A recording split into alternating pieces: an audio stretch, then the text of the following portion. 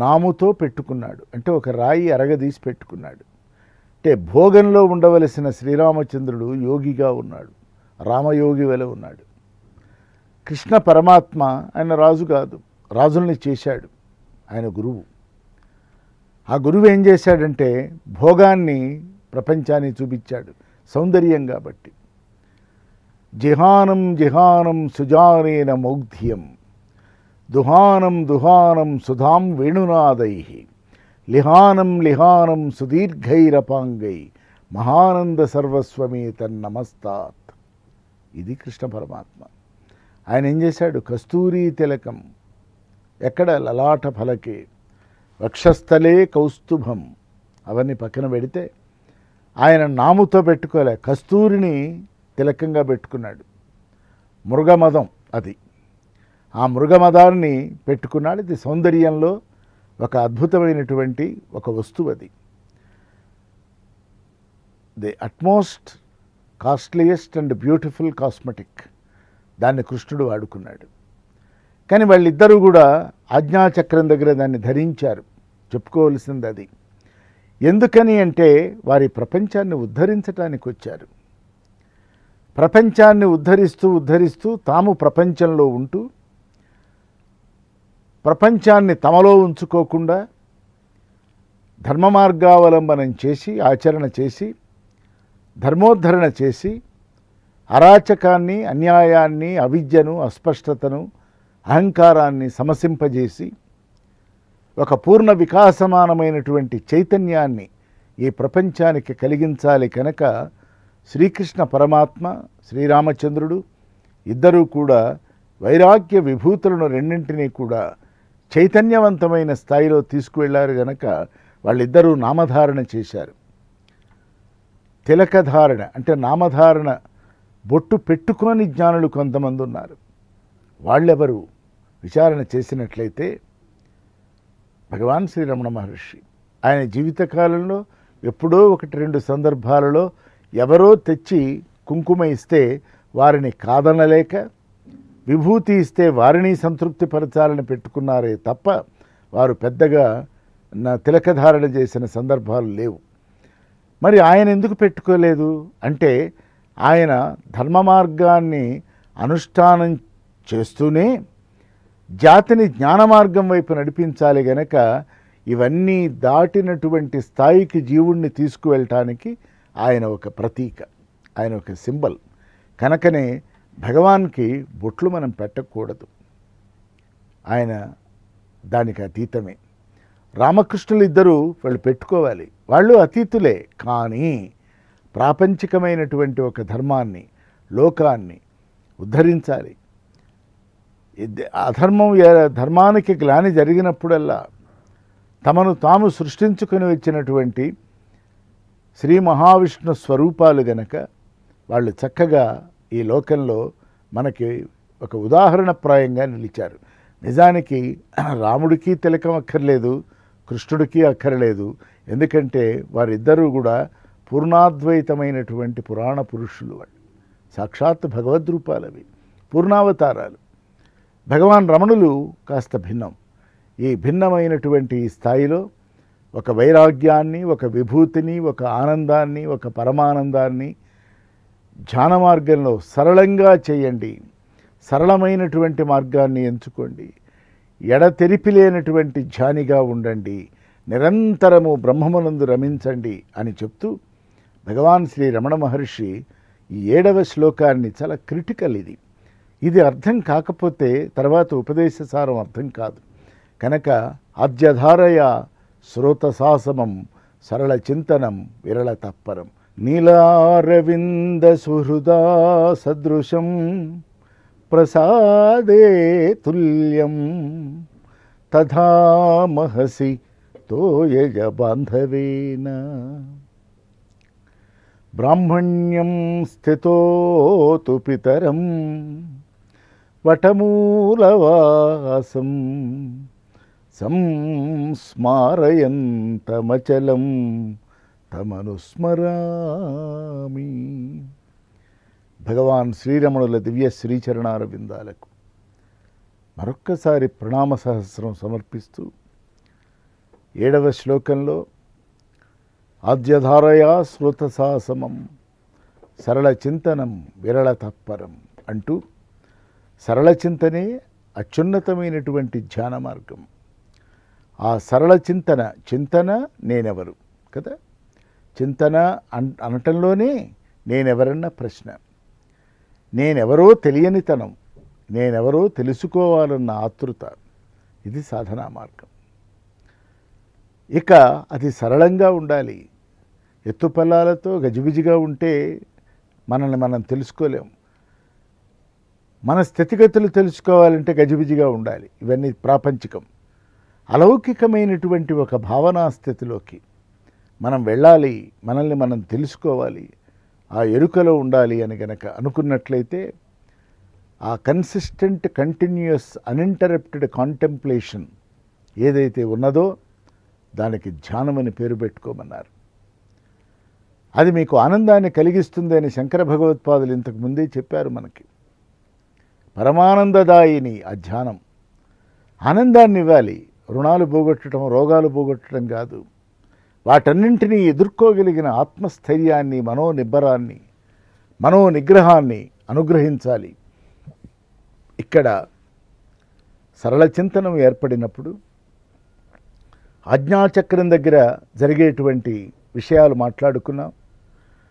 ఆజ్ఞాచక్రం దగ్గర దృశ్యాలు కనిపిస్తాయని, దర్శనాలు అవుతాయని, ఆ దర్శనాల వలన ఏదో జరిగిందని తృప్తి పడతామని, మనకేవో సిద్ధులు ఏర్పడ్డాయని, కదలకుండా అన్నీ చూడగలిగిన ఒక స్థితి మనకు ఏర్పడిందని, అది మాత్రమే నిజమైన ధ్యానం కాదని చెప్తూ సరళమైన, సూటి అయిన, గంభీరమైన, ఉదాత్తమైనటువంటి ఒక రాజమార్గాన్ని ప్రతిపాదన చేస్తున్నారు భగవాన్ శ్రీరమణులు.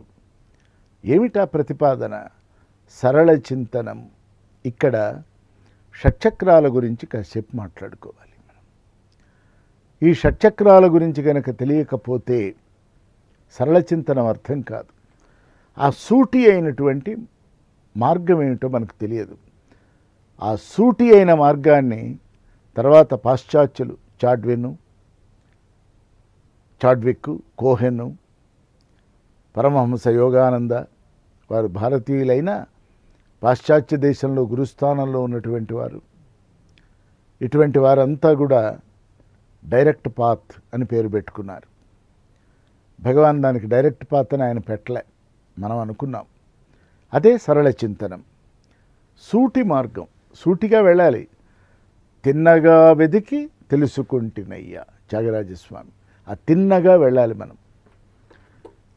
తిన్నెల మీద వెళ్ళకూడదు, తిన్నగా సూటిగా వెళ్ళాలి, హాయిగా వెళ్ళాలి. ఇక్కడ భగవాన్ శ్రీ రమణ మహర్షి ఆజ్ఞాచక్రం మీద ధ్యానం చేసినప్పుడు కలిగే అనుభవాలు అవి విరళ ధ్యానమేనని చెప్తూ ఇక్కడ సూటైన మార్గాన్ని చెప్తున్నారు. వారు చక్రాల గురించిన ప్రస్తావన చేయలేదు. కానీ మన అకాడమిక్ డిస్కషన్ కోసం ఆ ఎనర్జీ సెంటర్స్ ఏవైతే ఉన్నాయో, చక్రాలంటే అవి డిస్కులు కావవి. మనకు ఒక వెన్నుపూస ఉంది. వైదాంతికమైనటువంటి పరిభాషలో దాని పేరు వీణాదండం. ఆ వీణాదండంలో ఇడా పింగళా నాడులు, మధ్యలో తామరతూడులో ఉన్నటువంటి తంత్రి వలె ఎట్లాగైతే ఒక దారపోగు వలె ఉంటుందో సుషుమ్నా నాడి కూడా ఉంటుంది. ఆ సుషుమ్నా నాడి మూలాధారంలో ప్రారంభమై సహస్రారంలో ఆగుతుంది అని మనకి యోగశాస్త్రం చెప్తున్నది. మూలాధారం అంటే ఏమిటి? అది పృథ్వీభాగం, అజ్ఞాన భూమిక. కానీ అది ప్రారంభ దశ. అక్కడే ఎవరికైనా ప్రారంభ దశ ఉంది. తొలి అడుగు లేకుండా మలి అడుగు లేదు, మలి అడుగు లేకుండా నడక లేదు, ఆపై పరుగు లేదు. కాబట్టి పరిగెత్తుతున్నవాడికి కూడా మూలం తొలి అడుగే. ఆ తొలి అడుగు అక్కడ ఒక బీజాక్షరం ఉంది, దాని పేరు గమ్. అలాగే సహస్రారం ఉంది, బ్రహ్మరంధ్రం అంటాం. అక్కడ ఒక బీజాక్షరం ఉన్నది, గా. ఈ గమ్ ఆ గా కలిపితే గంగా, అది జ్ఞానగంగ. ఈ జ్ఞానగంగ ఈ ఇడా పింగళ నాడుల మధ్య ఉన్నటువంటిది ఏమిటంటే అది గంగా యమున నదుల మధ్య సాగేటువంటి అంతర్వాహిని అయినటువంటి సరస్వతీ నది. అది జ్ఞానం. ఇవన్నీ ప్రతీకలు. సరే, మూలాధారంలో మనం చెప్పుకునేటువంటి ప్రాథమికమైన అంశాలన్నీ అక్కడ ఉంటాయి. అక్కడే కుండలిని చుట్టలు చుట్టుకొని ఉంటుందని, పడగ తలవాల్చి ఉంటుందని, కానీ నెమ్మదిగా సాధనా స్థితులు ఏర్పడినప్పుడు నెమ్మదిగా చుట్టలు పులుసులు విప్పుకుంటూ తనను తాను పైకి లేపుకుంటూ స్వాధిష్టానం అంటే ఒక్కడుగా ఉన్నది అనేకమవుతున్న సందర్భం అది. ఆ అనేకమైన సందర్భం మణిపూరకానికి వచ్చేప్పటికీ అంతా పరచుకున్నటువంటి సందర్భం. అది దాటి అనాహత చక్రానికి వచ్చినప్పుడు ఈ ప్రపంచం మనల్ని గుర్తించిన సందర్భం, ప్రపంచాన్ని కూడా మనం గుర్తించిన సందర్భం. ఇది అనాహత చక్రం. ఏ సాధకుడైనా, ఏ కవైనా, గాయకుడైనా, పండితుడైనా, శాస్త్రవేత్త అయినా అనాహతం దాకా తేలిగ్గా వెళ్ళిపోతాడు. వెళ్ళాలి. ఎందుకంటే నడుస్తున్నాడు కదా, ప్రయాణం చేస్తున్నాడు, బయట ప్రయాణం చేస్తున్నాడు, కొంత లోపల విచారణ జరుగుతున్నది. దాని కారణంగా అనాహతం వరకు వస్తున్నాడు. అనాహతం దాటినప్పుడు, దాటబోయేటప్పుడు ఈ ప్రపంచం మనల్ని ఒక విశిష్టమైన వ్యక్తిగా గుర్తిస్తుంది. అది గౌరవిస్తుంది, మర్యాదనిస్తుంది, సన్మానిస్తుంది, స్తుతిస్తుంది, నుతిస్తుంది, కీర్తిస్తుంది. అయ్యా, మీ అంతటి వారు లేరు అంటుంది. అనాహతంలో జారని వాడు పట్టించుకోకుండా పైకి వెళ్ళే ప్రయత్నం చేస్తాడు. ఇంకా దాటవలసినవి ఉన్నాయి కదా. అక్కడితో తృప్తి పొందినవాడు అంటే ప్రపంచం చేత గుర్తింపబడి కీర్తిని అందుకున్నటువంటి వాడు, అది నిజమే అని భ్రమించినటువంటి వాడు అనాహతం దగ్గర ఆగిపోతాడు. మళ్ళీ ఎప్పుడో ఒక జన్మ వస్తే తప్ప అక్కడి నుంచి ముందుకు వెళ్ళలేడు. ఈ ప్రపంచం నన్ను ఏదో గొప్పవాడు అంటున్నది, కానీ నేనేం కాదు. అది నాకు తెలుసు. నా బలాలు తెలుసు, నా ఇబ్బందులు తెలుసు, నా బలహీనతలు తెలుసు, నా అశక్తులు అస్పష్టతలు ఇంకా ఉండనే ఉన్నాయి. ఇంకా నేను చేరవలసిన గమ్యం చాలా దూరంలో ఉంది అనుకున్నాడా, విశుద్ధ చక్రం దగ్గరికి వెళ్తాడు. వెళ్ళి తన ప్రజ్ఞాపాఠవాలన్నీ కూడా ప్రపంచానికి అందించాలి. ప్రౌఢ నిజానుభూతి కలిత దైతేంద్రజాలో గురు స్వశిష్య బోధయ తత్సత్యం అశ్రితావన్ అనేటువంటి భావనలో తాను పొందినటువంటి ఆత్మానుభూతిని మాట ద్వారా, పాట ద్వారా ప్రపంచానికి అందించే ఒక తపన పడతాడు. అది సరస్వతీ స్థానం. అక్కడి దాటిన తర్వాత ఆజ్ఞాచక్రం దగ్గరికి కనుక రాగలిగితే అక్కడ దృశ్యాలు చూస్తున్నవాడు ఆజ్ఞాచక్రం దగ్గర ఆగిపోతాడు. దృశ్యాన్ని దాటినవాడు బ్రహ్మరంధ్రమైన సహస్రారం దాకా వెళతాడు. ఈ 6 చక్రాలు సహస్రారము కదలనిది, కానీ కదిలించేది. ఈ మొదటి 6 చక్రాలు కదులుతూ ఉంటాయి. వాటికి ఒక పేస్, ఒక వేగం ఉంది. మన సాధన తీవ్రతని బట్టి వేగాలు మారుతుంటాయి కనుక ఆ ఎనర్జీ సెంటర్స్ అన్నీ కూడా సెన్సిటైజ్ అవుతాయి, యాక్టివేట్ అవుతాయి. అక్కడ నుంచి మనల్ని తీసుకొని వెళుతూ ఉంటాయి. అరుణాచల